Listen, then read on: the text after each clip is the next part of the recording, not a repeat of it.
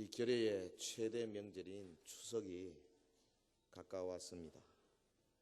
추석은 중추절이라고도 하고 가배, 가위, 한가위 이렇게 부르지요. 한 해 농사를 끝내고 오곡을 수확하는 시기로 명절 중에서는 가장 풍성한 때입니다. 이 고대 사회 풍농제 제사에서 기원했다 그래요. 그 말하자면 추수감사절의 의미가 그 속에 있습니다. 예로부터 이 중추절에 가을철 풍성한 수확을 감사하고 가족 친지가 한자리에 모여서 서로 사랑을 나누고 오랫동안 소원했던 관계를 회복하고 서로 가족임을 확인하고 아주 좋은 전통이 우리에게 있습니다. 금년에는 긴 휴일, 롱 위켄드가 돼가지고 듣자 하니까 외국으로 나가는 사람도 많고 또 여기저기 다 계획을 이제 잡고 있습니다. 온 나라가 들떠 있는데 그래도 우리 그리스도인들은 주님의 날에 주의 전에 함께 모여서 함께 예배하게 됨을 주님 앞에 감사를 드립니다. 할렐루야. 찬양하신 것처럼 주님 같은 분은 없습니다. There is none like you. 당신과 같이 우리에게 자비를 베푸시고 우리의 고통을 돌아보시는 분 없습니다. 이 추석에 여러분 주님을 더 선전하고 주님을 더 전파하기를 주의 이름으로 축원합니다. 오늘 본문을 통해서 특별히 이 수확, 열매, 이 열매 맺는 삶에 대해서 같이 좀 생각하겠습니다. 금년뿐 아니고 나의 지난날의 삶이 얼마나 열매를 맺었는가, 그리고 앞으로 남은 생애에 내가 어떻게 하면은 열매를 많이 맺을 수 있겠는가, 이거 오늘 생각 좀 하십시다. 열매 맺는 거 굉장히 중요해요. 왜 그러냐면 예수님 말씀하시기를 열매 맺지 못하면 찍어버린다 그랬거든요. 이거 보통 문제가 아닙니다. 맺어야 해야죠. 그렇기 때문에 어떻게 하면 우리가 열매를 많이 맺을 것이냐, 그 원리를 우선 알고 안 원리를 가지고 주님의 도우심 받아서 실천해서 실제로 우리의 남은 생애가 많은 열매 맺기를 주의 이름으로 축원합니다. 자, 본문에 보면 헬라 사람 몇 사람이 예수님을 찾아왔어요. 그 이들은 헬라 지역에 살고 있는, 저 그리스 지역에 살고 있는 유대인들이 아닙니다. 오히려 유대교로 개종한 헬라 사람들, 이방 사람들이죠. 이분들이 6월절 명절에 예루살렘에 올라왔다가 예수님 소문 듣고 예수님을 만나기를 원했어요. 그래서 직접은 못 오고 제자인 빌립, 안드레 거쳐가지고 예수님에게까지 지금 면담 신청이 들어온 거죠. 이 날이 언제입니까? 예수님이 승리에 입성을 하던 그 일요일, 주일이죠. 헬라인들이 이날 예수님을 만나고자 하는 그 사건에서부터 우리 주님께서 아주 중요한 말씀을 하셨어요. 주님은 지금 이 헬라 사람들이 자기를 찾아온 그 사건을 통하여서 크게 두 가지로 내다보셨습니다. 하나는 앞으로 자기 자신에게 몰려올 수많은 이방인들, 이방 사람들이 이제 막 몰려온다, 이거를 보셨죠. 하나님 나라에 들어올 수많은 사람들 신령한 눈으로 보셨습니다. 또 하나는 수많은 사람이 자신의 품 안에 들어오기 위해서 먼저 해야 할 일이 있는데 그것이 곧 자기가 마셔야 할 쓴 잔이 있다. 십자가로 내가 가야 한다, 이걸 아신 거죠. 자신이 땅에 떨어져 죽는 한 알이 미랄이 돼야 되겠다. 헬라 사람이 면담 신청하는데 그 순간에 주님이 그것을 깨닫는 겁니다. 여러분요, 작은 사건에 영적인 진리를 깨닫는 사람은 행복한 사람이에요. 할렐루야. 우리 좀 그래야 됩니다. 사람과 친구가 만났습니다. 무슨 대화를 하는 가운데 그 별거 아닌 것 같은데 자신이 하나님의 그 뜻을 발견하고 자기를 향한 주님의 그 인도하심의 손길을 느끼고 굉장한 거죠. 주님은 하여튼 작은 사건에서도 주님의 하나님의 뜻을 언제든지 발견하고 그것을 또 확인하시는 그런 분이십니다. 오늘 본문에서 우리 예수님께서 열매 맺는 삶의 원리를 미랄 비유를 통해서 보여주고 계십니다. 이 말씀 통하여 열매 맺는 원리를 우리의 삶에 직접 적용하는 은혜가 있기를 주의 이름으로 축원합니다. 어떻게 하면 우리가 열매를 맺을 수 있을 것인가? 그 원리가 무엇인가? 첫째로 자연계에 나타나 있습니다. 원리가 자연계에 나타나 있는 원리. 오늘 본문 24절 우리 같이 한번 같이 읽습니다. 시작. 내가 진실로 진실로 너에게 이르노니 한 알의 밀이 땅에 떨어져 죽지 아니하면 한 알 그대로 있고 죽으면 많은 열매를 맺느니라. 이 24절 말씀은 열매가 어떻게 맺히는가 하는 것에 대해서 자연의 원리가 있다. 그걸 보여주죠. 먼저는 생명이 있는 그 밀알에 떨어져야 합니다. 그러기 위해서는 이 줄기에 붙어 있는 데서부터 분리돼야 되죠. 땅에 떨어져야 돼요. 그리고 땅에 묻혀야 됩니다. 그래서 땅 속에 있는 습기로 인해 가지고 그 씨의 바깥을 싸고 있는 껍질이 부식이 되면서 껍질이 부서지면서 크랙이 되면서 그 속에서부터 이제 실 뿌리 같은 것이 나오기 시작하고 그래서 땅과 접촉하면서 그 땅에 있는 영양을 빨아먹기 시작해야 된단 말이죠. 다시 말하면 씨가 땅에 묻혀서 썩어서 죽어야 된다는 거죠. 그래야 비로소 열매를 맺는다. 다른 말로 하면 희생의 원리입니다. 그 씨는 지가 죽어야 되는 거예요. 사랑하는 성도 여러분, 여기 많은 열매를 맺느니라, 페레이라는 말은 삼위일체 단수 현재입니다. 이 말은 땅에 떨어져 죽은 씨앗에서 열매가 맺히는 것은 이것은 보편적이고 변치 아니하는 진리라는 말이죠. 자연의 원리. 이 희생의 원리에 충실하지 않고는 그 어떤 씨앗도 열매를 맺을 수가 없습니다. 다른 방법이 없어요. 자연계의 원리가 어디 미래만 해당됩니까? 아니죠. 벼도 그렇습니다. 보리도 그렇습니다. 콩도 그렇습니다. 팥도 그렇습니다. 오곡, 백과 다 희생의 원리. 죽어야 되죠. 가을을 맞이하면서요, 추수의 기쁨만을 보려서는 안 되는 거예요.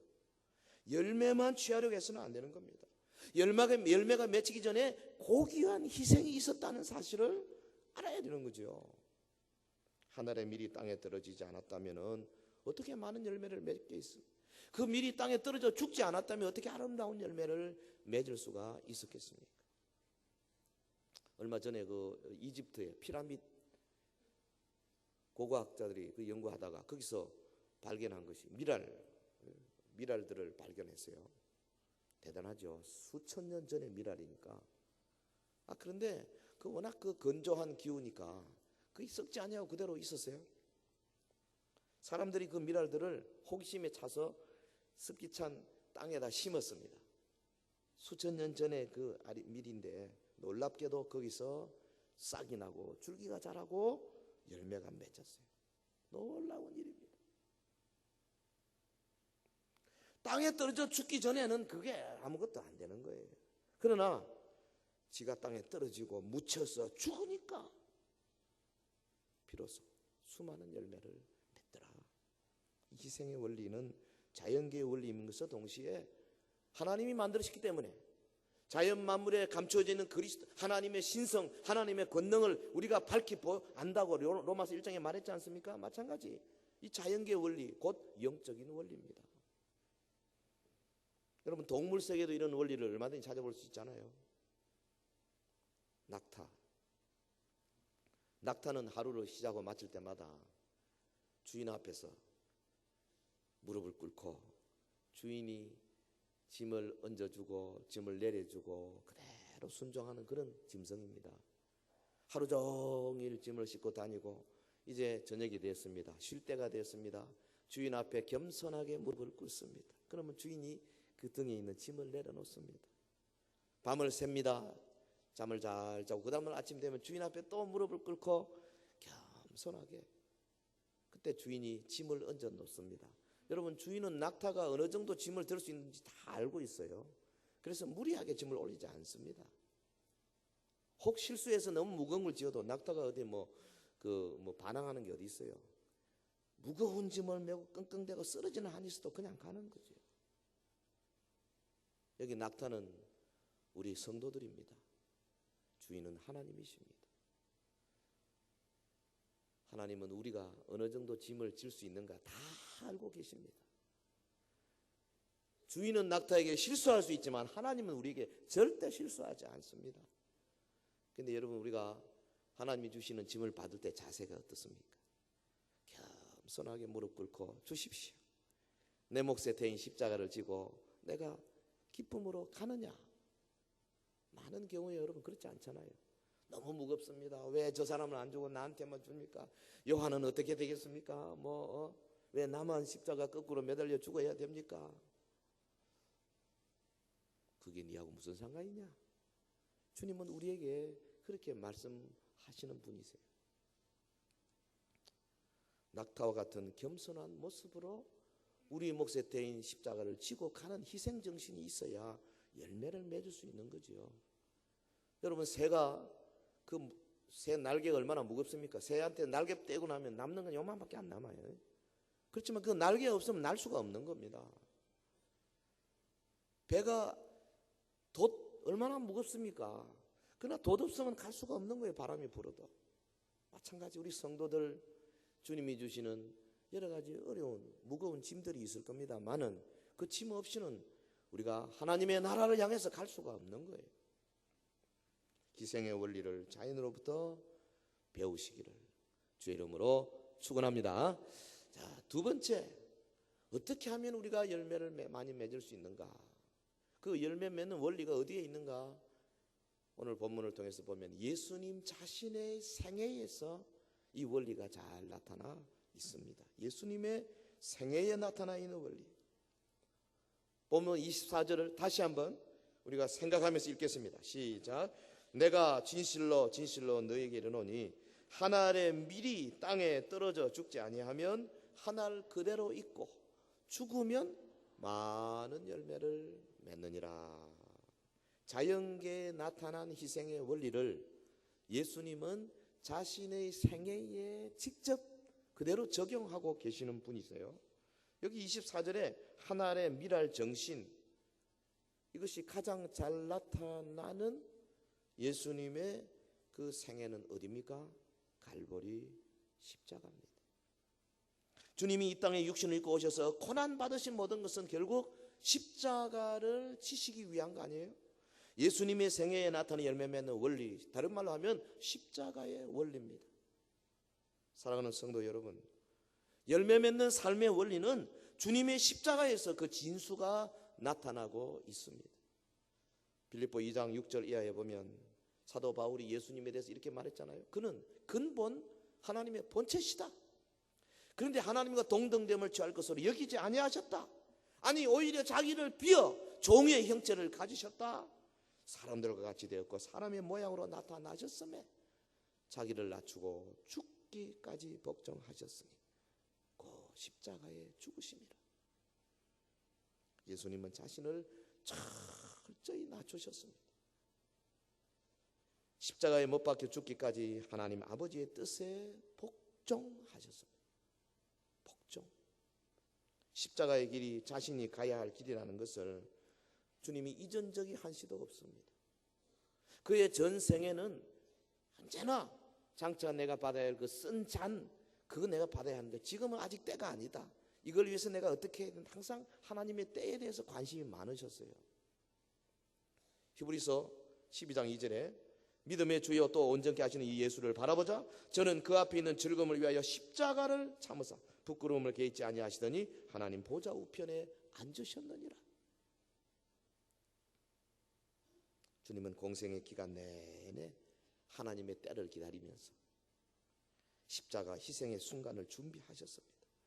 여러분, 오늘 본문에서 헬라 사람들이 제자 빌립을 통하여 예수님 면담을 신청할 때에 예수님이 즉각적으로 반응했는데요, 그 반응을 보면 주님이 평소에 어떤 마음 자세를 가지고 계시는가 알 수가 있어요. 23절에 보면 예수께서 대답하여 가라사대. 그렇죠? 빌립이 안드레와 함께 예수께 가서 헬라 사람이 주님을 지금 면담 신청합니다. 그랬더니 예수께서 대답하여 가라사대 인자의 영광을 얻을 때가 왔도다. 아마 빌립이 깜짝 놀랐을 거예요. 뭐 이렇게 동문서답을 하시나. 예수님은 전혀 포고와 문맥이 안 맞는 이야기를 많이 하시는 것 같은데 좀 더 깊이 생각해보면 그야말로 문맥이 맞는 말씀이에요. 이방인이 주님을 찾아오는 모습을 바라보고 하나님의 때인 것을 금방 알아채셨어요. 예수님께서 인자의 영광을 얻을 때가 왔도다. 주님이 언급하신 이 영광은 십자가의 죽음을 의미합니다. 십자가는 실패의 표징이 아닙니다. 십자가는 성공의 상징 아닙니까? 승리의 상징이에요. 그래서 영광을 얻을 때라고 말씀하셨어요. 이방인들의 면단 신청을 자신의 십자가 죽음과 연계시키신 분, 그리고 이를 통해서 하늘의 미랄처럼 많은 열매를 맺게 될 것을 내다보신 분, 이분이 바로 우리가 사는 예수 그리스도 우리의 주님이십니다. 할렐루야. 주님 이런 분이세요. 예수께서 십자가에 죽으신 것은 하늘의 밀이 땅에 떨어져 죽은 것을 의미합니다. 떨어져 묻히고 썩고 죽어 희생해서 많은 열매를 맺으신 거죠. 그래서 주님이 맺은 열매 어떻게 됐습니까? 예루살렘과 유대로 끝난 것이 아닙니다. 저 사마리아와 안디옥과 소아시아와 헬라 지방과 로마 지방, 온 유럽, 그리고 저 미주 땅으로, 그리고 다시 아시아로 건너왔지 않습니까? 이제는 이 복음이 다시 예루살렘으로 되돌아가고 있는 때에 우리가 살고 있어요. 복음이 전파되어서 온 세상에서 열매 맺는 역사가 지금 일어나고 있어요. 하늘의 밀이 땅에 떨어져 죽지 않으면 하늘 그대로 있고 죽으면 많은 열매를 맺느니라. 이게 바로 십자가의 원리입니다. 예수님은 친히 이 원리대로 사셨고, 친히 이 원리대로 죽으셨고, 이 원리대로 많은 열매를 맺으셨습니다. 이것이 바로 복음의 원리입니다. 십자가 없이는 면류관도 없어요. No cross, no crown. 희생 없이는 열매를 기대할 수가 없습니다. 우리는 십자가의 원리를 몸소 보이신 그 예수님을 따르는 주님의 제자가 된 줄로 믿습니다. 믿습니다. 자, 어떻게 하면 열매를 많이 맺을 것인가? 열매 맺는 원리가 어디에 있는가?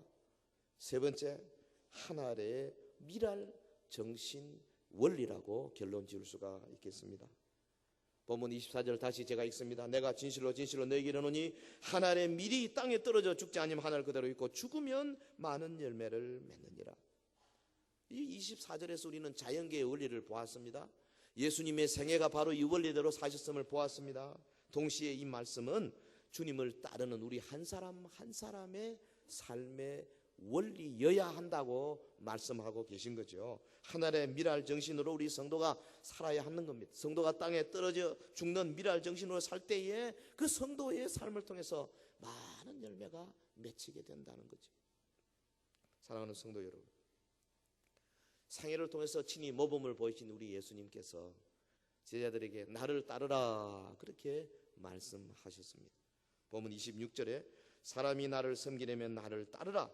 나 있는 곳에 나를 섬기는 자도 거기 있으리니 사람이 나를 섬기면 내 아버지께서 저를 귀히 여기시리라. 예수께서 어디로 가시든지, 예수께서 무엇을 하시든지 그냥 묵묵히 따르는 사람이라야 진정 그분을 섬기는 제자라고 할 수 있을 것입니다. 누가 주를 따르지도 않으면서 내 주님을 섬깁니다, 그건 앞뒤가 안 맞는 말씀이에요. 주님이 계신 곳 거기에 있으리라. 거기가 어디입니까? 골고다 십자가 언덕입니다. 예수님이 가시는 곳이라면 물속이라든지 불속이든지 죽음의 구덩이라도 기쁨으로 따를 각오가 되어 있는 사람이라야 주님을 섬기는 자라는 인정을 받을 수 있다는 겁니다. 여러분, 기독교가 그렇게 만만한 종교가 아니에요. 주님의 마음에 들기가 그리 쉬운 게 아닙니다. 그냥 단순히 내 머릿속으로 그저 의식적으로 믿습니다, 아닙니다. 그건 주님이 믿음이라 인정하지 않습니다. 따르는 거. 나를 섬기려면 나를 따르라. 따르는 거. 그런 사람에게, 묵묵히 따르는 자에게 하늘나라에 대한 영원한 축복을 약속하지 않습니까? 주님의 제자에게 주시는 그 약속은 어마어마합니다. 성경에 뭐 수십 군데 수백 군데 나오지요. 십자가를 지고 주님을 따르는 자는 로마서 8장 17절에 함께 유업을 이을 후사라 그랬습니다. 주님을 따르는 자는 요한계시록 22장 5절에 세세토록 왕노릇한다 그랬습니다. 따라합시다. 세세토록 왕노릇한다. 세세가 뭐예요? 세세 영원한 날 동안에 왕노릇.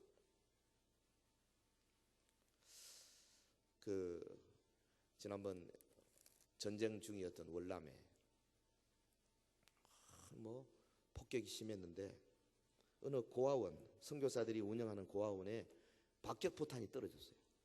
그리고 뭐 몇 사람 죽고 아이들이 다치고, 그 중에 특별히 8살쯤 된 어린 소녀가 심하게 부상을 입었어요. 피를 많이 흘렸습니다. 수혈이 당장 필요한데, 그래가지고 그 피검사를 해보니까 간호사나 군의관 혈액형이 맞지를 않습니다. 그래서 다치지 않은 어린애들 불러 모아놓고, 자, 너희들 중에 누가 이 아이가 지금 피가 급하게 필요한데 피를 좀 나누어 줄 사람 손들어 봐라. 잘 되지도 않은 서툰 월나무를 가지고 이야기를 했어요. 아무도 손을 안 드는 거예요. 한참 있다가 어떤 소년이, 혜인이라고 하는 소년이 마지못해 손을 드는 거예요. 그래서 피를 검사해 보니까 마침 혈액형이 맞아요. 그래서 이제 그 주사바늘을 발에다 꽂고 지금 피를 뽑습니다. 시간이 지날수록 피가 나오는 걸 보고 이 소년이 말이죠, 급에 질려가지고 그러더니 막 울기 시작하는 거예요. 그래서 선교사가 어디 아프냐? 아니요, 아프지는 않대요. 근데 너 왜 그러냐? 근데 감당을 못하네. 마침 그 월남 간호사가 들어와서, 그래서 이 선교사가 얘가 지금 이렇게 이상한데 겁이 질려가지고 왜 그런지 좀 이야기 좀 해보라고. 그래 이제 통역을 하고 나서 간호사 하는 말씀이, 이 아이는 지가 지금 피를 뽑고 죽는 줄 알았다는 거예요.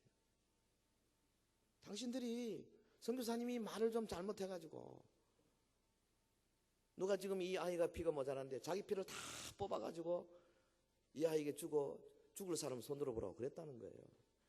그러니까 아이들이 놀래가지고 아무도 못하는데, 그래서 선교사가 너무 감동이 돼서 그 소년에게 그래 물었습니다. 근데 너 어떻게 자진해서 피를 뽑으려고 했느냐? 그랬더니 이 아이가, 처음에는 제가 망설였지만은 그 애는 내 친구 아닙니까? 이 아이는 지금 친구를 위해서 죽기로 각오를 하고 지금 내놓고 피가 이제 피를 뽑는데, 나는 죽는구나 이렇게 이제 온 거예요. 여러분, 참 선교사들이요, 그 아이들 훈련을 잘 시켰어요. 유아부, 유치부, 유년부, 초등부, 중등부, 고등부, 이때부터 이 십자가의 원리를 가르쳐야 하는 겁니다. 어린애라고 모르는 거 아니에요. 어른이라고 잘하는 것도 아닙니다. 이 아이는 땅에 떨어져 죽는 미랄 정신을 나타내 보였습니다. 예수께서 자기를 따르는 무리에게 친히 하신 말씀, 마태복음 16장 24절에 아무든지 나를 따라오려거든 자기를 부인하고 자기 십자가를 지고 나를 좇을 것이니라. 자기를 부인하고 자기 십자가를 지고 나를 좇을 것이니라 그랬어요. 자기 십자가가 뭡니까? 되게 한 3가지로 말할 수 있어요. 하나는 자기를 극복하는 삶을 말합니다. 매일 우리가 살 동안에 주님의 길을 택할 것인가, 그렇지 않으면 나한테 맞는 육신의 길을 택할 것인가, 이걸 선택해야 되잖아요. 우리 매일 순간순간에 진실을 말할 것이냐, 조금 과장해서 내한테 조금 유리하게 좀 비틀어서 말할 것이냐, 선택해야 되잖아요. 매 순간순간마다 내가 거룩하게 살 것이냐, 그렇지 않으면 세상 가는 대로 좀 쉽게 좀 방탕해도 좀 덜 거룩해도 그저 내 기쁜 대로 할 것이. 항상 우리 선택하잖아요. 시간 선택, 물질 선택, 물건 사는 것 선택, 사람 만나는 것 선택, 장소 선택, 다 선택입니다. 금요 기도회 때 제가 이 주제 가지고 말씀드렸는데요. 근데 이 자기를 극복하는 삶, 만일 우리가 육신의 길을 택하고 거짓을 말하고 방탕한 생활 쪽으로 간다면은 우리의 육은 살지만은 영은 죽습니다. 그러나 우리가 주님의 길을 택하고 진실을 말하고 의롭고 거룩한 길을 가면 육은 죽고 영은 살아나는 거예요.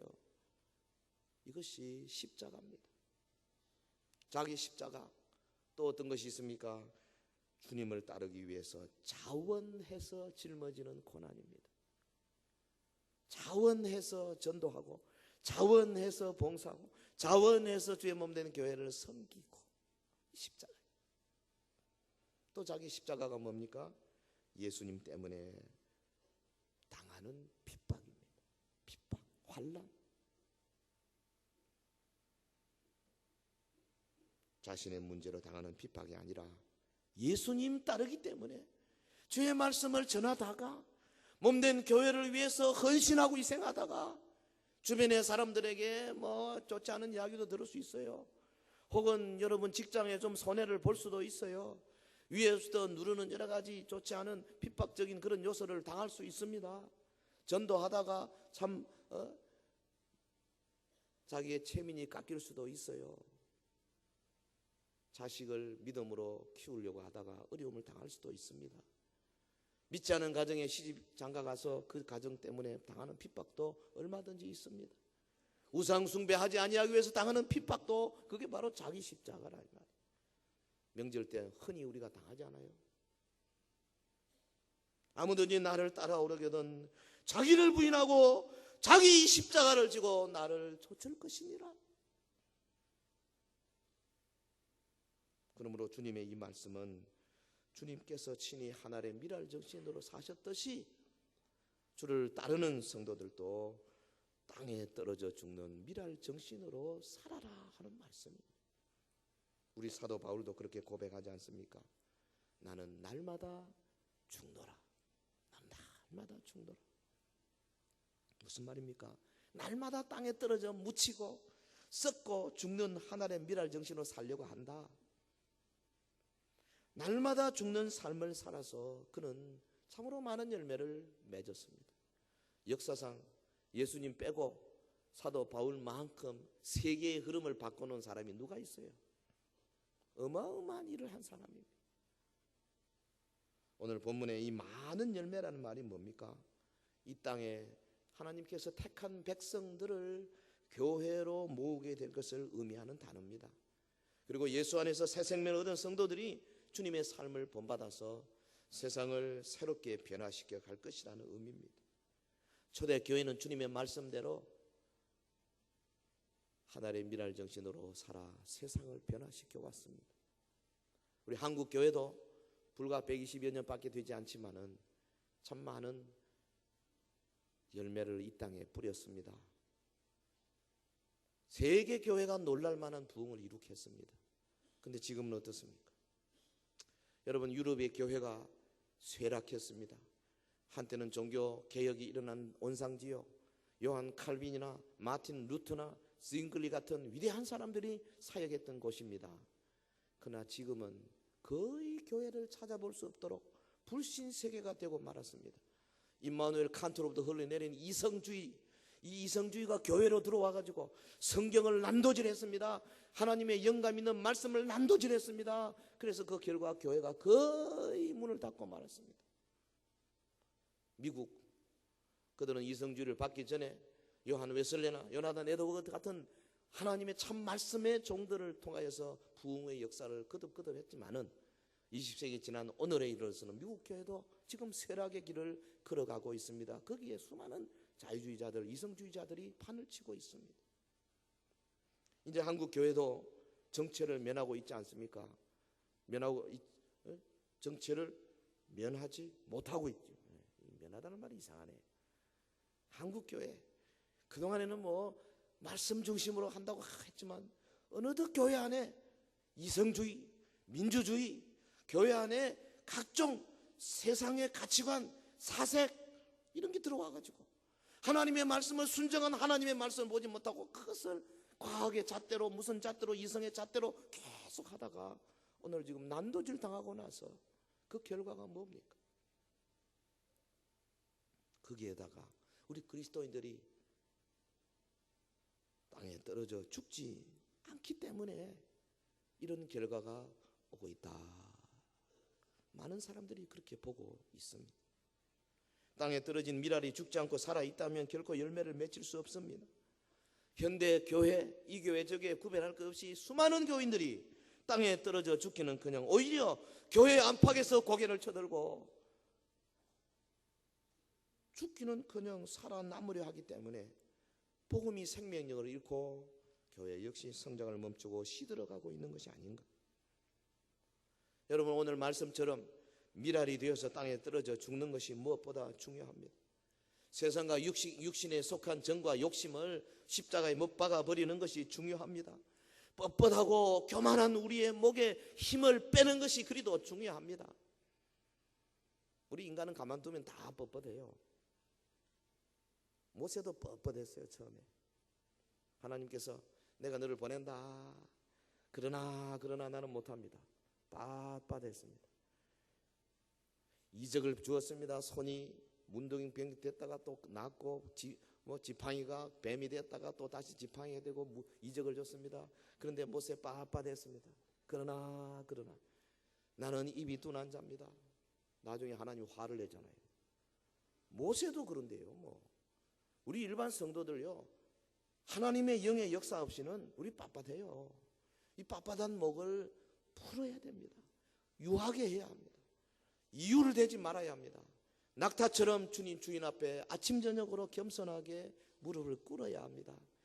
주인이 얹어주는 짐을 감사한 마음으로 지고 가야 하는 정신, 이거 있으면 여러분, 저를 포함해서 여기 모이신 여러분 모두가 땅에 떨어져 죽는 밀알이 될 때에 우리 교회는 많은 열매를 맺히게 될 줄로 믿습니다.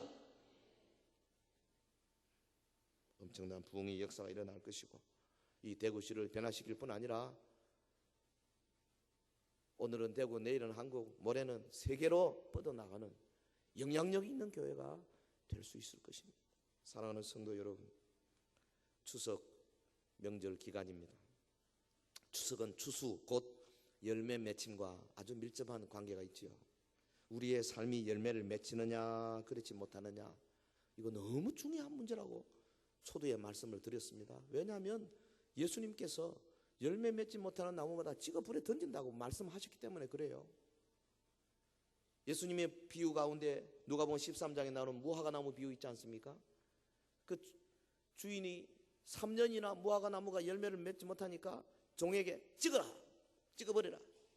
그랬더니 종이 뭐라 그랬습니까? 누가복음 13장 8절에 주인이여 금년에도 그대로 두소서. 내가 두루 파고 거름을 주겠습니다. 후에도 만일 열매 못 맺으면 실과가 열면이거니와 그렇지 않으면 찍어버리소서.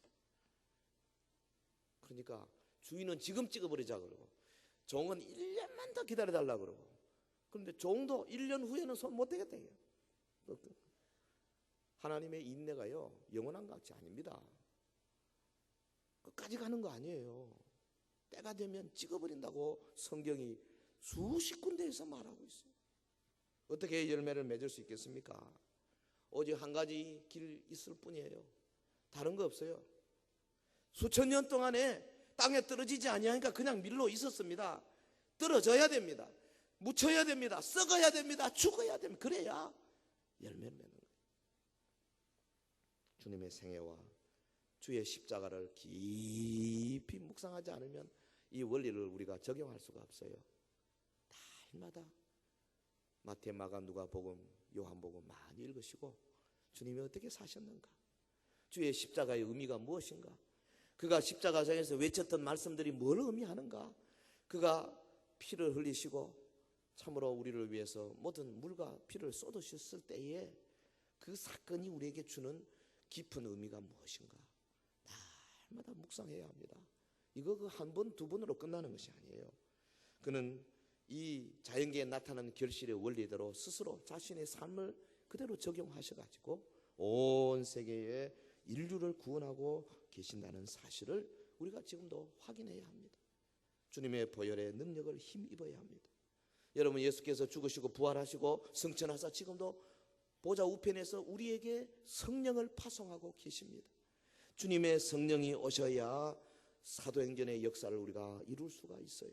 성령님이 오시면은 우리 속에 하나님의 미랄 정신을 심어 주십니다.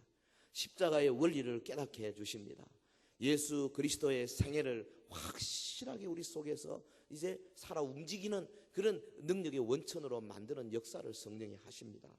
성령의 도움 없이는 우리의 노력은 한갓 인간의 무력한 모습을 보이는 것일 뿐 아무런 열매를 맺을 수가 없습니다. 성령 충만하십시오.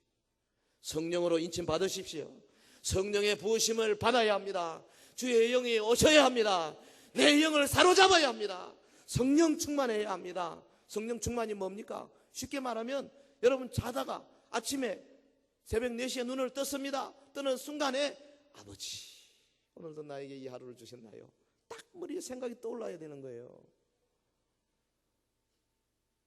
어떤 큰 사건을 만납니다. 순간에 내 마음속에 아버지 주님 부를 수 있는 준비가 되어 있어야 되는 겁니다.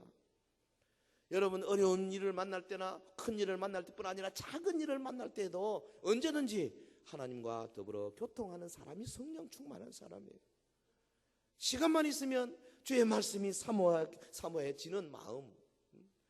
여러분 우리 주변에 믿지 않은 자들 혹은 연약한 자들을 바라볼 때 안타까운 마음으로 어떡하니 좀 성령으로 말씀으로 그를 성장시키고 싶은 마음, 그를 전도하고 싶은 마음, 성령 충만한 사람의 모습이에요. 가정에 가면 부모 바라볼 때에 참 내가 효도를 좀 더 할 수 있을까? 자기 자식들을 어떻게 하면 말씀으로 잘 키울 수 있을까?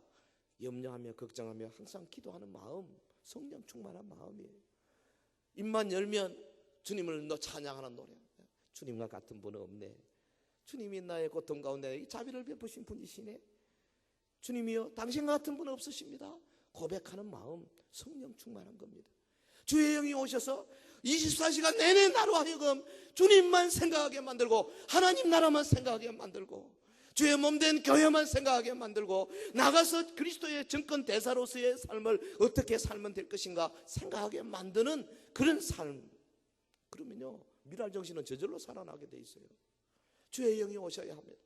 그래서 한번 들은 말씀을 잊어버리지 않도록 내 속에 박아주셔야 합니다.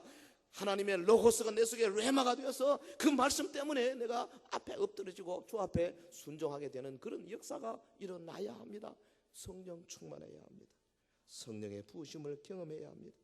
성령께서는 예수님의 십자가 보혈을 믿고 주의 말씀에 순종하는 자에게 오신다고 그랬습니다. 십자가를 묵상하고 받은 바 말씀대로 순종하겠다고 결심하고 한 걸음 떼는 사람에게 주의 영이 역사합니다. 성령께서 이제 저 하늘 보좌로부터 파송되어 오셔서 우리 속에 죄에 대하여 의에 대하여 심판에 대하여 깨닫게 만들어주시는 역사를 하시는 거예요. 하나님의 영이 오시면은 우리의 삶이 이제 풍성한 열매를 거둘 수 있는 쪽으로 점점 몰아가게 될 것입니다. 우리 온 성도들이 이 명절에 과연 다른 어떤 것보다도 내가 맺은 열매가 어떤 열매인가, 앞으로 내가 무슨 열매를 어떻게 얼마나 맺을 수 있을 것인가, 이를 위해서 주의 영이 오셔야 합니다. 나를 붙들어 주셔야 합니다. 말씀대로 살 수 있는 힘을 주셔야 합니다. 기도하고 주를 바라보는 성도 되시기를 예수 이름으로 축원합니다. 축원합니다. 다 같이 기도하겠습니다. 우리 한번 동성으로 기도하겠습니다. 이 명절에 주님 내가 맺은 열매를 돌아봅니다. 자연계에 이미 그 원리가 나타나 있고 주님이 친히 자신의 생애에서 거듭 이제 보여주시지 않습니까? 갈보리 십자가의 원리를 내가 알게 하옵소서.